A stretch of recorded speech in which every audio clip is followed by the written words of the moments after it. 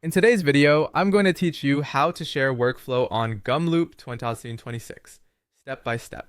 By the end, you'll know exactly how to invite specific collaborators and how to adjust general access so the right people can view your workflow. Start by opening your browser and heading to the Gumloop Flows page. Make sure you're signed in to the correct workspace if your account has more than one. This helps you find the right projects immediately. Once you're in, look for the Workflows option in the navigation and click it. That brings you to the main area where all of your workflows live. Next, locate the workflow you want to share. If you have a lot of items, use search or filters to narrow things down. When you see the correct workflow, select it to open the detailed view.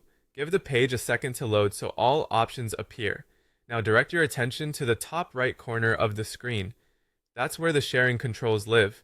Find the share button and click it to open the sharing panel. This panel is where you can invite people directly and control broader access. To share with specific people, type the person's work email address into the field provided. Double check for typos so invites don't bounce. If Gumloop prompts you to choose an access level, pick the one that matches what they need. View only for people who should just see results, or higher access if they'll help edit or manage the workflow. When you're ready, click Add to send the invite. The person you added will receive an email letting them know they've been granted access. Below that, you'll see a section labeled General Access.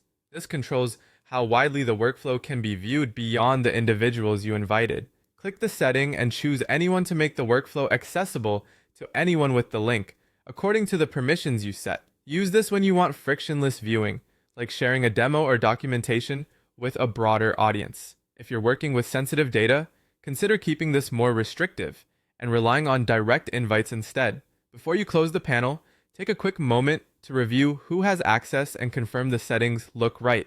Good hygiene here prevents oversharing and keeps your project secure. If needs change later, you can return to this panel at any time to remove an email address or adjust the general access option. That's it.